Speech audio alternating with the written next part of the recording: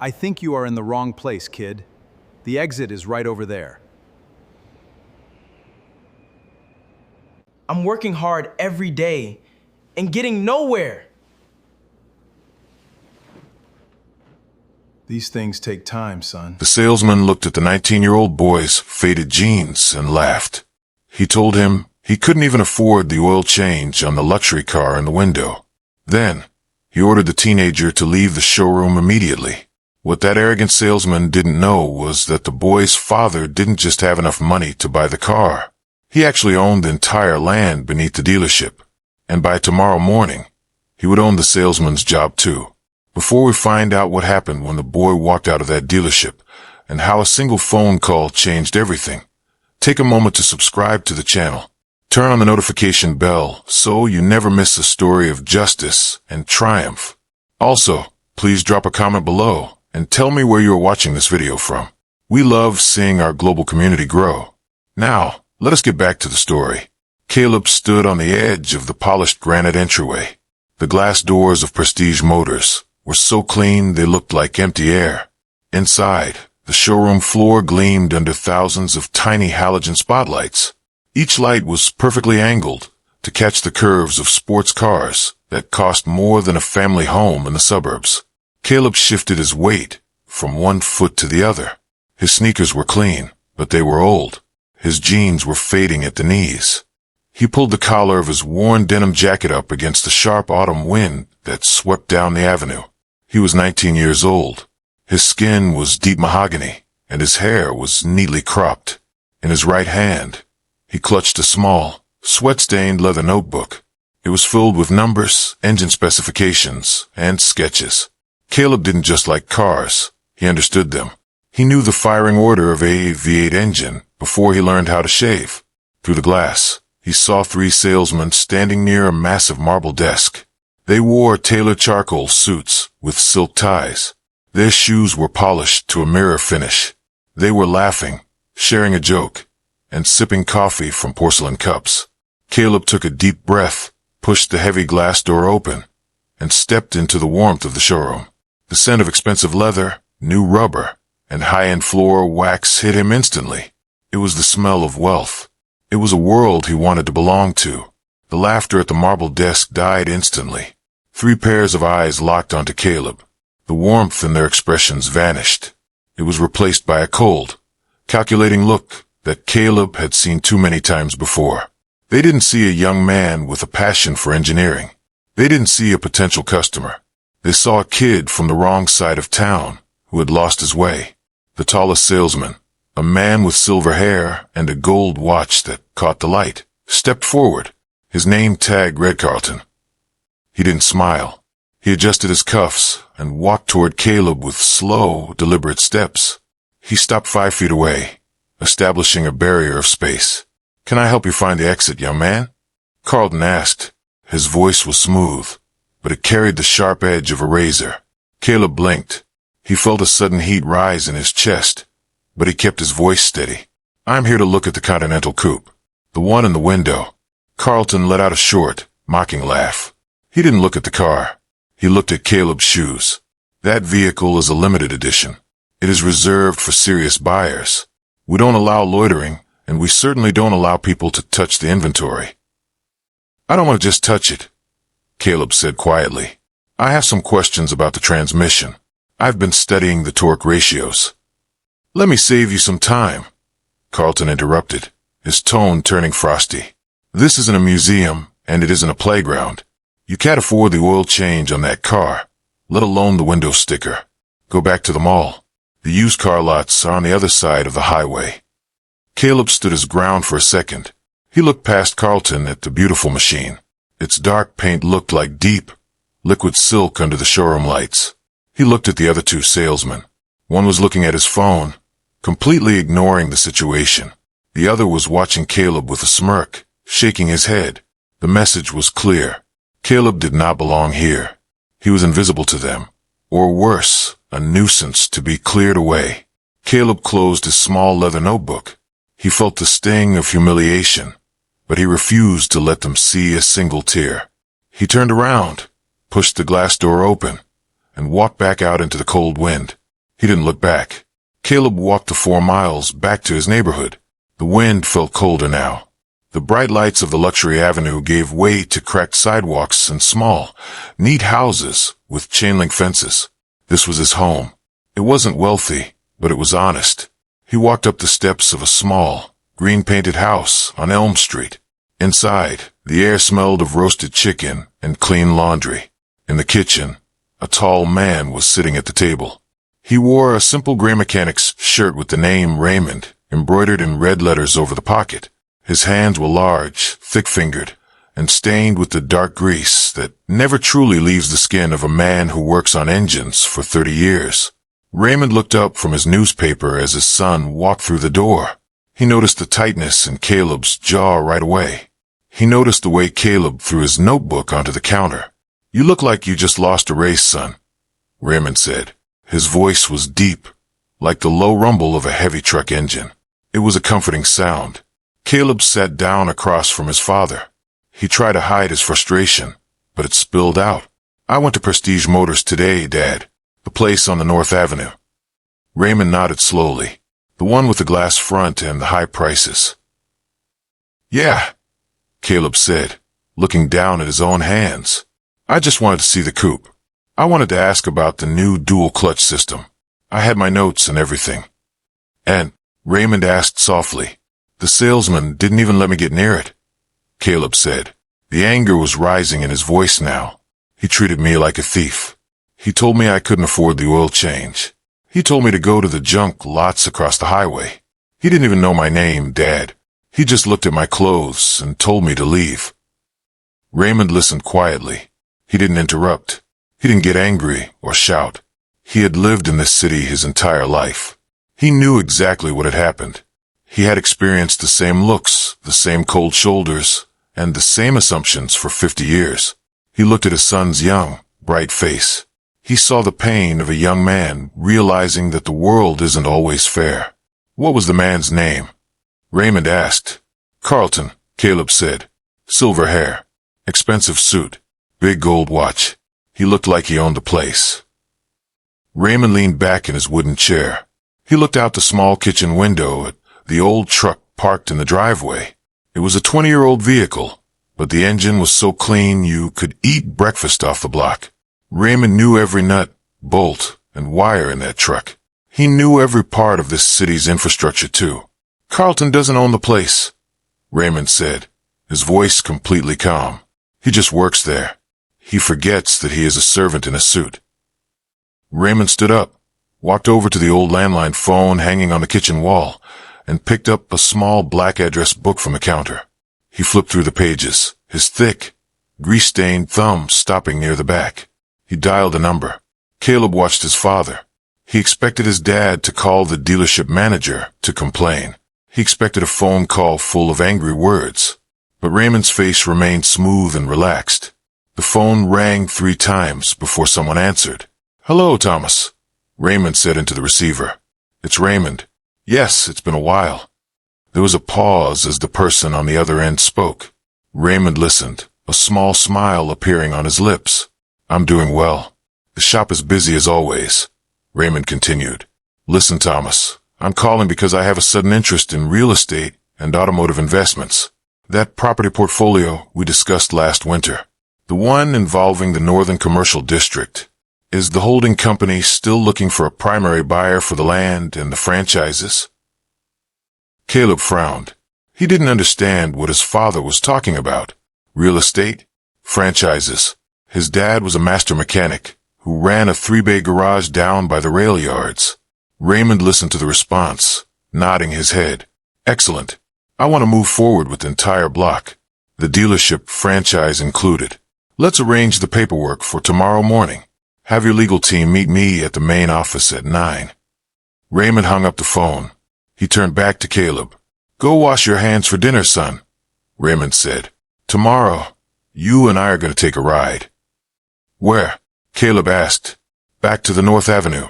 Raymond smiled. "You still need to get your questions answered about that transmission." The city knew Raymond as a quiet mechanic who could fix anything with wheels. If a town truck broke down, Raymond fixed it. If the mayor's vintage car refused to start, Raymond was called. He worked 12 hours a day, 6 days a week. His clothes always smelled of motor oil and metallic dust.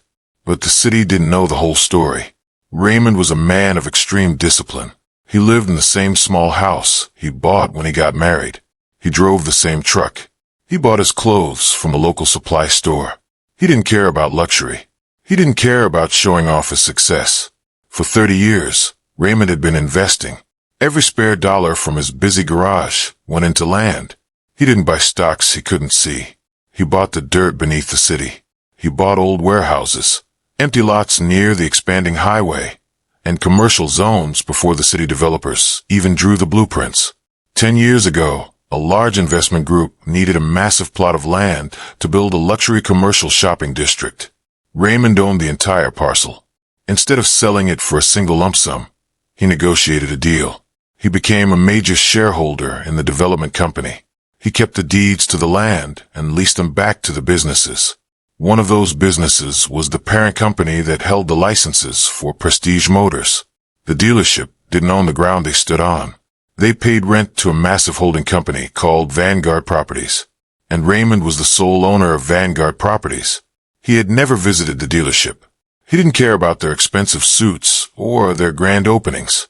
He was content to let them sell their cars while his bank account grew quietly in the background. He was saving it all for Caleb. He wanted his son to have the education, the opportunities, and the freedom that he had never received. But seeing his son come home with a bruised spirit had changed things. Raymond realized that his silence had allowed men like Carlton to think they ruled the world. It was time to show them who actually owned the ground they walked on. The next morning, Raymond woke up at his usual time of 5 o'clock. He didn't put on his mechanic's uniform. Instead, he went to the back of his closet and pulled out a plain, dark blue suit. It wasn't tailored in Italy. It didn't cost thousands of dollars. It was a simple suit he wore to church and weddings. He put on a clean white shirt and a dark tie. When Caleb came down the stairs, he stared at his father. "Dad, what's going on?" "We have a business meeting," Raymond said, pouring 2 cups of black coffee. "Eat some toast. We need to be on time." At 8:30, a large black sedan pulled into the driveway of the small house on Elm Street. A young man in a sharp suit got out of the driver's seat and walked up to the porch. He was carrying a thick leather briefcase. This was Thomas, Raymond's primary financial attorney. "Good morning, Mr. Harris," Thomas said, bowing his head slightly to Raymond. "I have all the closing documents here. The parent board signed off on the transfer at midnight. You now hold 100% of the local franchise licenses and the physical property." "Thank you, Thomas," Raymond said. He looked at Caleb, who was standing by the door with his jaw dropped. "Caleb, this is Thomas. He helps me manage some of my projects." "Nice to meet you," Caleb stammered, shaking the lawyer's hand. "Let's go," Raymond said. "We shouldn't keep the staff waiting." The morning sun hit the glass facade of Prestige Motors, making it sparkle like a diamond. Inside, the energy was high. The regional manager, a nervous man named Mr. Douglas, was rushing around the floor. He was adjusting signboards, checking the coffee station, and snapping at the salespeople. "Listen up, everyone," Mr. Douglas called out, gathering the staff near the center of the showroom. Carlton stood at the front, his arms crossed, looking confident. "I received a notice from the corporate office late last night. The entire dealership group has been acquired by a private investor. The new owner is coming today to inspect the facility." The salesmen started whispering among themselves. "Do we know who it is?" Carlton asked. "Is it the group from Chicago?" "No," Mr. Douglas said, wiping sweat from his forehead with a handkerchief. "The corporate office wouldn't give me a name. They just said the owner lives locally and wants to review the operation immediately. Keep your eyes sharp. If anyone walks through those doors looking like they have money, you give them the royal treatment." "Don't worry, sir," Carlton said with a smug smile. "I know how to handle the high-end clients. I can spot a big buyer from a mile away." At exactly 9:15, the black sedan pulled up to the front curb. The salesmen all straightened their ties. Mr. Douglas smoothed down his jacket and hurried toward the glass doors. The driver got out and opened the rear doors. First, a tall man in a plain blue suit stepped out. His face was weathered, his posture straight and powerful. Then, a younger man stepped out next to him. Carlton, standing near the window, frowned. He adjusted his glasses. He recognized the denim jacket. He recognized the sneakers. It was the kid from yesterday, the kid he had chased out of the showroom. What is he doing here? Carlton muttered under his breath, his face darkening with annoyance. He brought his father to complain. Unbelievable. Carlton started walking toward the door, intending to intercept them before they could bother Mr. Douglas. He wanted to throw them off the lot before the new owner arrived, but before Carlton could reach the entrance, Mr. Douglas had already pushed the doors open. He didn't look angry. He looked terrified. He looked at the older man in the plain blue suit and held out his hand, his arm trembling slightly. "Mr. Harris?" Mr. Douglas asked, his voice cracking. "Mr. Raymond Harris?" "Yes," Raymond said, his voice calm and resonant. He shook the manager's hand with a firm, strong grip. "This is my son, Caleb." Mr. Douglas turned to Caleb and extended his hand too.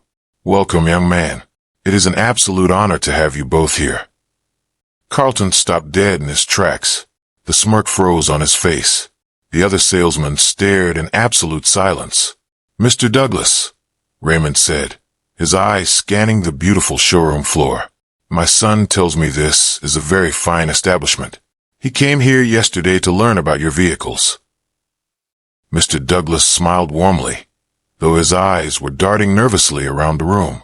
"Yes, we pride ourselves on our customer service. We treat everyone who walks through these doors like royalty." "Is that so?" Raymond asked. He didn't raise his voice, but the tone made Mr. Douglas's smile vanish. "Caleb, is that how you were treated yesterday?" Caleb looked directly at Carlton. Carlton's face had gone completely pale. The silver-haired salesman looked like he had just seen a ghost. His hands were shaking against his sides. "No, Dad," Caleb said clearly. His voice didn't have anger in it anymore. It just had the cold truth. "That man right there, Carlton, told me I couldn't afford the oil change. He told me to leave and go to the junk lots across the highway." Mr. Douglas turned slowly to face Carlton. The manager's face went from pale white to bright red in a matter of seconds. "Carlton, is this true?" "Sir, there was a misunderstanding," Carlton stammered, stepping forward. His confidence was completely shattered. He looked at Raymond, then at Caleb, his eyes begging for mercy. The young man didn't specify his family connections. He was dressed very casually, and we have to protect the inventory from people who are just wasting time. Wasting time. Raymond stepped forward. He stood a full head taller than Carlton. His presence filled the space between them. "My son has spent 3 years studying automotive engineering. He knows more about the machines on this floor than anyone in this room. He came here with a genuine passion, and you judge him by his coat." "I am truly sorry, sir," Carlton said, sweat dripping down his neck. "If I had known." "That's the problem, Carlton," Raymond interrupted. His voice was like iron. "You only treat people with respect if you think they can do something for you. You think the suit makes the man, but I spent 30 years wearing clothes covered in grease to buy the land you are standing on right now." The entire showroom was dead silent. The other salesmen stood frozen, terrified that they might be caught in the crossfire. Raymond turned to Mr. Douglas. "Bring the employment records to the office. Thomas, let's look at the financial books for this branch." "Right away, Mr. Harris," Mr. Douglas said, scurrying toward the back corridor like a frightened rabbit. Raymond looked at his son. "Caleb, go look at the coupe. Take your time." Caleb nodded. He walked past Carlton, who shrank back as the young man passed. Caleb walked over to the beautiful dark coupe in the window. For the first time, he didn't feel like an outsider. He pulled his leather notebook out of his pocket, opened it, and began to look closely at the vehicle's interior specifications. In the manager's office, Raymond sat behind the large mahogany desk. Mr. Douglas stood in front of him, trembling. Thomas opened his briefcase and laid out several sheets of paper. "This dealership has high sales numbers," Raymond noted, looking over the columns of figures. But your customer satisfaction ratings in the local area have been dropping over the last 2 years. Why is that, Mr. Douglas? Mr. Douglas swallowed hard. We have focused heavily on high net worth individuals, sir. Sometimes the regular foot traffic is managed more aggressively to keep the floor clear for premium buyers. Aggressively. Raymond repeated the word slowly. You mean you turn away the people who live in this community? You turn away the mechanics, the teachers, the construction workers, the people who actually build this city. It's the brand strategy, sir, Mr. Douglas whispered. It was the old brand strategy. Raymond corrected him. He took a pen from the desk and signed his name at the bottom of the regional directive. Effective immediately, the policy changes. This dealership will open its doors to everyone. If a high school kid comes and wanted to see a car, you show him the car. If an old woman comes and wanting to look at a brochure, you give her a cup of coffee and your full attention. Is that understood? Yes, Mr. Harris, Mr. Douglas said quickly. Absolutely. Now let's discuss Carlton, Raymond said. Carlton was waiting outside the office door. He had his hands clasped in front of him, looking at the floor. All his arrogance was gone. He looked smaller now, stripped of the power he thought his expensive suit gave him. The door opened, and Raymond walked out, followed by Mr. Douglas and Thomas. Raymond walked over to Caleb, who was still examining the coupe. Find what you were looking for, son? Raymond asked. Yeah. Caleb smiled, pointing to his notebook. The gear ratios are exactly what I thought. It's a beautiful design. Good, Raymond said. He turned to look at Carlton. Carlton took a deep breath and stepped toward Raymond. Mr. Harris, please. I have worked here for 8 years. I am the top producer on this floor. I have a family to support. I made a terrible mistake yesterday, and I will apologize to your son every day if I have to. Please don't fire me. Raymond looked at Carlton for a long moment. The silence hung heavy in the air. I'm not going to fire you, Carlton, Raymond said. Carlton let out a huge sigh of relief, his shoulders dropping. Thank you, sir. Thank you so much. Don't thank me yet, Raymond said coldly. You are the top salesperson because you only sell to people who look like they have money. You've had it easy. From now on, your commission structure is changing. You will no longer be allowed to handle the luxury coupe sales. Carlton's eyes widened. But sir, that's where most of my income comes from. You will be in charge of the entry-level utility vehicles and the pre-owned lot across the highway, Raymond said. The place you told my son to go. You will work there for the next 12 months. You will learn how to treat the working people of this city with respect. If I hear a single complaint about your attitude, or if your customer service scores drop below perfect, you will be terminated immediately. Carlton looked devastated, but he knew he had no choice. He nodded his head slowly. I understand, Mr. Harris. Thank you for the opportunity. Raymond turned to the rest of the staff. The pre-owned lot is just as important as this showroom. From today, we don't look down on anyone. We are in the business of serving people, not suits. Raymond then turned back to his son. Caleb, I have one more thing for you. Raymond looked at Mr. Douglas. Prepare the paperwork for the Continental Coupe, the dark one in the window. Mr. Douglas nodded vigorously. Of course, Mr. Harris. I will get the keys and the title transfer ready right away. Who is the buyer, sir? The manager asked. Raymond placed a heavy, proud hand on Caleb's shoulder. The vehicle belongs to my son, but he won't be driving it to the mall. He starts his new position as the junior consultant and quality inspector for the entire Harris Automotive Group next week. He needs a reliable car to get to the different locations. Caleb looked at his father, his eyes wide with shock and joy. Dad, you bought the car? You bought the whole chain?